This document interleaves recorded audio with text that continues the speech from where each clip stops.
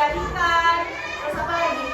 Tanahnya yang subur, serta berbagai hasil tambang. Kekayaan alam ini sangat bermanfaat bagi kehidupan masyarakat.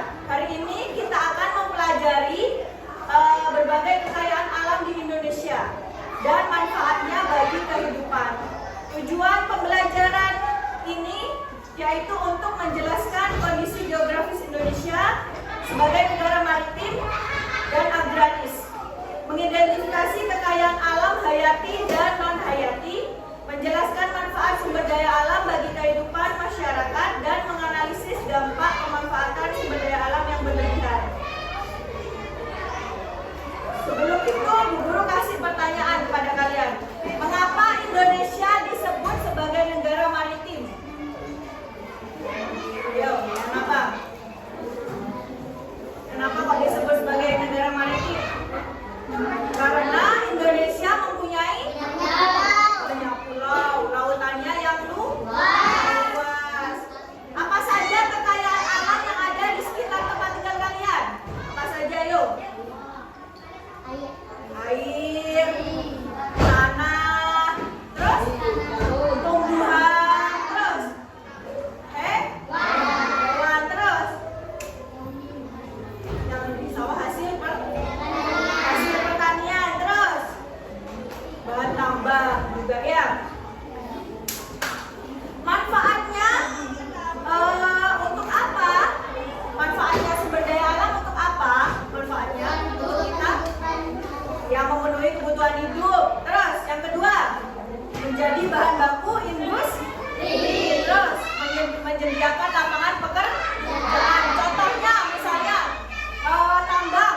Di situ ada pastinya membutuhkan karyawan untuk menggali tambang gitu ya. Itu berarti menyediakan lapangan pekerjaan untuk orang-orang yang membutuhkan.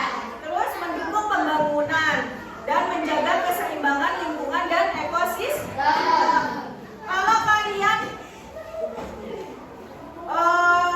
memakai sumber daya alam berlebihan, dampaknya apa? Dampaknya untuk kita semua. Lingkungannya rusak. Terus berkurangnya sumber daya alam. Terus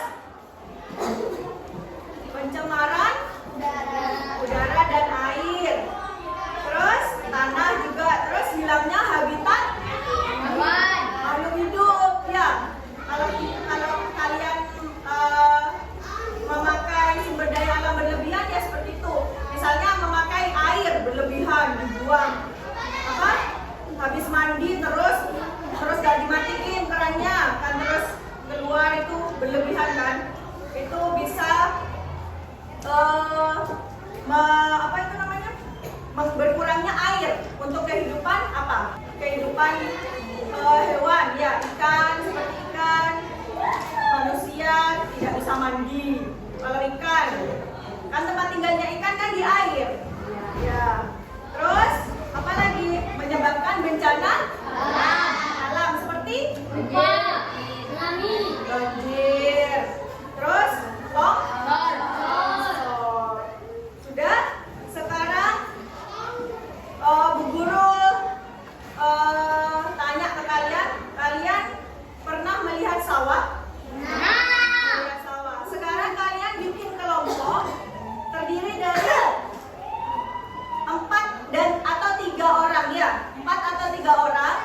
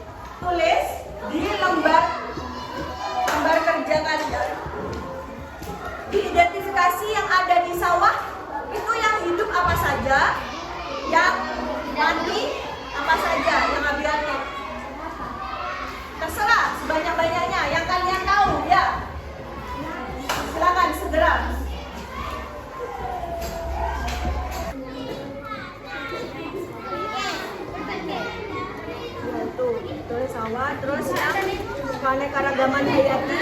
Apa saja yang ada di sana? Misalnya yang hidup kayak tumbuhan. Di sana itu ada tumbuhan apa aja di sawah? Misal padi. Sama apa lagi? Padi, terus jagung, terus ada rumput. Apa saja itu yang ada di sawah? Kalau yang keanekaragaman non hayati baru itu kayak tanah, sinar matahari, udara, dan lain-lain itu. Yang mati batu biasanya ada di sawah seperti itu.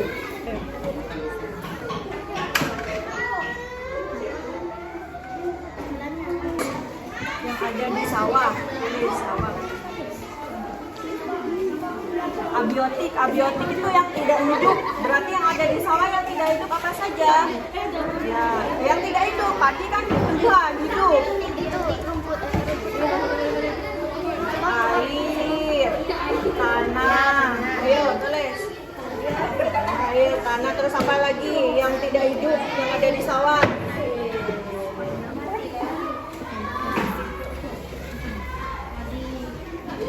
Berarti yang hidup apa saja? Tumbuhan yang ada di sawah apa saja? Ya, tulis. Terus padi. Ya. Terus ada apa biasanya di sawah itu ada kayak keong gitu ya? Keong.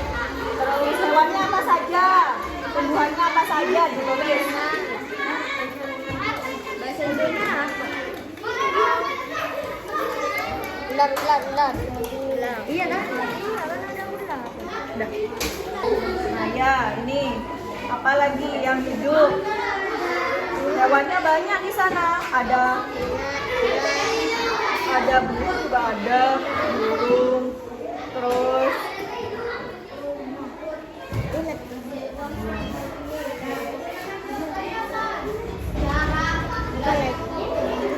semut ada, semut.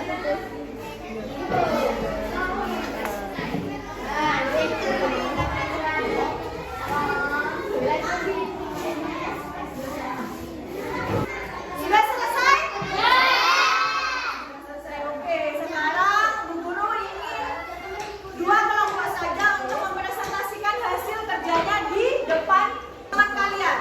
Siapa yang siap untuk maju? Kelompoknya siapa dulu? Oh, kelompoknya Nasrin. Oke, maju silakan.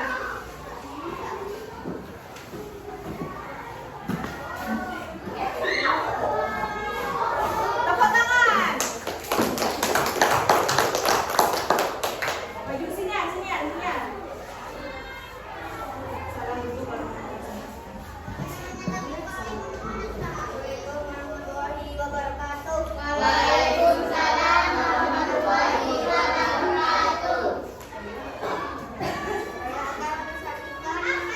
Hasil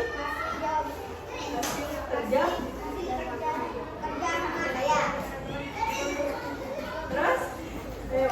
Ayo. Biotik atau keanekaragaman apa? Hayati. Apa saja yang ada di sawah? Padi.